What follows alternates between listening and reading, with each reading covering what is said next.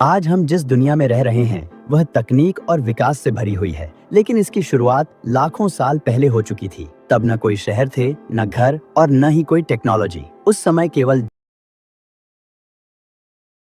जंगल और खतरनाक जानवर थे, जहां हमारे पूर्वजों की जिंदगी का एक ही मकसद था, किसी तरह जिंदा रहना। हमारे पूर्वजों का जीवन किसी रोमांचक फिल्म से कम नहीं था। हर दिन एक नया संघर्ष, हर रात एक नया डर। उस समय इंसान और जानवरों में कोई खास फर्क नहीं था। दोनों ही प्रकृति के सहारे जीते थे, लेकिन एक चीज इंसान को सबसे अलग बना रही थी, उसकी बुद्धि। यही वह गुण था जिसने इंसान को बाकी जीवों से अलग किया और उसे सभ्यता की ओर बढ़ाया। धीरे धीरे उसने आग जलाना सीखा, औजार बनाए और शिकार करना शुरू किया। यह वही दौर था जब इंसान का सफर असली मायनों में शुरू हुआ। लेकिन यह सफर इतना आसान नहीं था। आधुनिक दुनिया तक पहुंचने के लिए हमारे पूर्वजों ने हर कदम पर नई चुनौतियों का सामना किया। वे गुफाओं में रहते थे, पेड़ों के फल खाते थे और जंगली जानवरों से अपनी जान बचाने के लिए दिन रात भागते रहते थे। आदि मानव का सबसे बड़ा संघर्ष था भोजन। शुरू में आदि मानव ज्यादातर समय पेड़ों पर रहते थे और हर आदि मानव अपने भोजन के लिए दिन भर जंगल में इधर उधर भटकता था। शुरुआत में वह जंगलों में भटककर कंदमूल और फल फूल खाकर जिंदा रहता था, लेकिन यह हमेशा सुरक्षित नहीं था, क्योंकि जंगलों में कई जहरीले फल भी होते थे जिनसे बचना जरूरी था। धीरे धीरे उसने महसूस किया कि मांस ज्यादा पोषण देता है और ज्यादा समय तक पेट भरा रखता है। यहीं से शुरू हुआ शिकार का सफर। समय के साथ साथ वह पेड़ों से नीचे उतरने लगे, क्योंकि आकाश में बिजली और भारी बारिश उन्हें पेड़ों पर असुरक्षित महसूस कराते थे। लेकिन फिर वह वक्त आया जब वह पेड़ों से निकलकर गुफाओं में शरण लेने लगे। कई आदिमानवों ने पहाड़ियों को ढूंढकर वहां गुफाओं में अपना घर बना लिया, जिसके सबूत आज भी विश्व के अनेक स्थानों पर मिलते हैं। अपने शुरुआती दौर में जंगली जानवरों की तरह आदि मानव भी अपना जीवन व्यतीत करते थे। जीव जंतुओं की तरह ही वह प्रकृति पर निर्भर थे, यानी जो भी उन्हें मिल जाता वह उसे खा लेते। आदि मानव जंगली जानवरों से डरते। खराब मौसम, आंधी तूफान और कड़ी धूप की वजह से आदि मानव का जीवन ज्यादा कठिनाइयों से भरा होता था। उनका डरना भी स्वाभाविक था, क्योंकि उनके पास कोई भी हथियार व समझ नहीं थी जिससे कि वे अपनी सुरक्षा कर सके। बिना हथियारों के शिकार करना आसान नहीं था। आदि मानव ने पत्थरों और लकड़ियों से औजार बनाए, जिससे वह छोटे जानवरों का शिकार कर सके। यह उसकी पहली बड़ी जीत थी, क्योंकि अब उसके पास भोजन का एक नया स्रोत था। धीरे धीरे आदि मानव पत्थर की सहायता से खुदाई और शिकार करने लगे। मजबूत चमड़ी वाले जानवरों और लकड़ी को काटने के लिए नुकीले पत्थर का इस्तेमाल करते थे। आदि मानव ने सबसे पहले कुल्हाड़ी बनाई, जो कि आदि मानव के लिए बहुत बड़ी उपलब्धि थी। ऐसे ही धीरे धीरे पत्थर की सहायता से बहुत सारे औजार बनाने लगे। इस समय की सभ्यता आदि मानव का पाषाण काल कहलाया।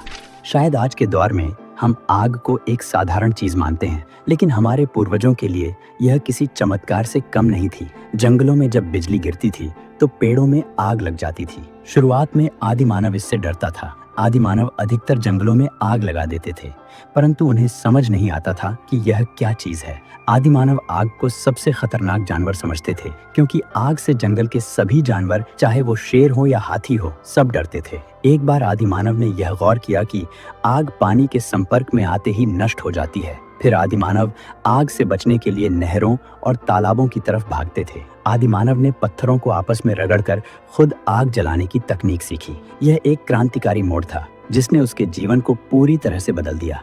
आग होने के कारण वह खुद को काफी सुरक्षित महसूस करते थे और साथ ही मांस को भी आग की मदद से खाने लगे। क्योंकि अब हर रोज इंसानों को स्वादिष्ट भोजन मिलने लगा था, तो उसके दिमाग में काफी वृद्धि हो रही थी। लेकिन धीरे धीरे उसने यह समझा कि आग उसे गर्मी दे सकती है, शिकार किए गए मांस को पका सकती है और खतरनाक जानवरों से बचा सकती है। आदि मानव अब जलती हुई लकड़ी के मशाल लेकर रात को भी कार्य करने लगे थे। आदि मानव के शुरुआती जीवन में कोई व्यवस्थित भाषा नहीं थी, न कोई शब्द थे और न कोई व्याकरण। लेकिन फिर भी उसे अपने समूह के सदस्यों को यह बताना होता था कि भोजन कहाँ मिला, खतरा कहाँ है या कब शिकार पर जाना है। इसके लिए वह इशारों और आवाजों का इस्तेमाल करता था। शुरुआत में आदि मानव ने हाथों और चेहरे के भावों का इस्तेमाल किया। धीरे धीरे उसने ध्वनियों का उपयोग करना शुरू किया। जब कोई खतरा होता तो वह जोर से चिल्लाता। जब उसे भोजन मिल जाता तो वह अलग तरह की आवाज निकालता। जैसे जैसे समूह बड़े हुए, एक व्यवस्थित भाषा की जरूरत महसूस हुई।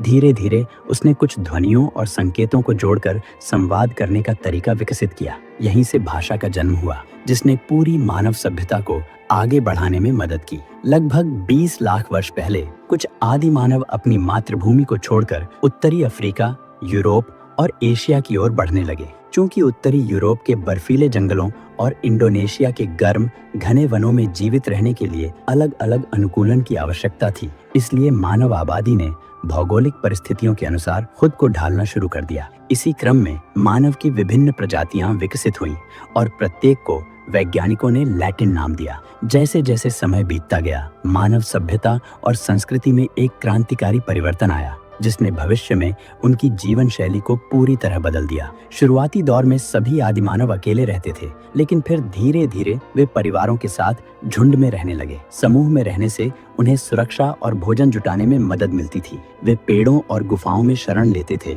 और प्रकृति के संसाधनों पर निर्भर रहते थे। धीरे धीरे आदिमानव ने कठिन परिस्थितियों से बचने के लिए नए तरीके अपनाने शुरू किए। अब उन्हें प्राकृतिक आपदाओं और जंगली जानवरों का उतना भय नहीं था। हालांकि वे अभी भी कपड़े नहीं पहनते थे, लेकिन समय के साथ उन्होंने जानवरों की खाल को कपड़ों की तरह पहनना सीख लिया, जिससे वे ठंड और अन्य मौसमीय प्रभावों से खुद को बचा सके। कुछ आदि मानव पहाड़ी इलाकों को छोड़कर मैदानी क्षेत्रों में बसने लगे, लेकिन यहाँ उनके पास रहने के लिए कोई स्थायी घर नहीं था। उनका जीवन अभी भी संघर्षपूर्ण था और वे अभी भी पेड़ों पर ही रहते थे, लेकिन धीरे धीरे उन्होंने इन्हीं पेड़ों की लकड़ियों से घर बनाना सीख लिया। समय बीतने के साथ आदि मानवों ने घर बनाने की कला में महारत हासिल कर ली। जैसे जैसे इन घरों की संख्या बढ़ती गई, वैसे ही छोटे छोटे गांव और बस्तियों का निर्माण होने लगा।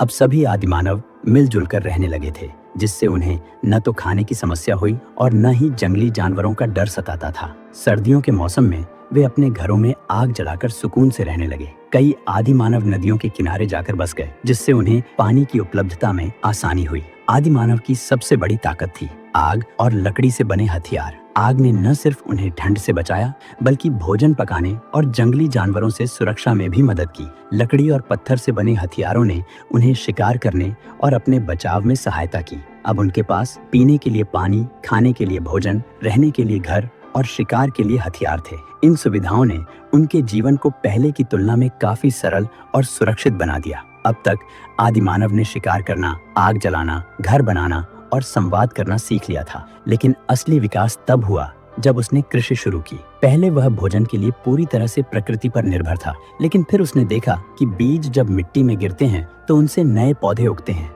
यह एक नई खोज थी, जिसने उसे स्थायी जीवन शैली अपनाने में मदद की। अब उसे हर दिन भोजन की तलाश में भटकने की जरूरत नहीं थी। उसने खेतों में फसलें उगानी शुरू की और जानवरों को पालने लगा। यही वह समय था जब गांवों और बस्तियों का जन्म हुआ और आगे चलकर इन्हीं से शहरों और महान सभ्यताओं की नींव रखी गई।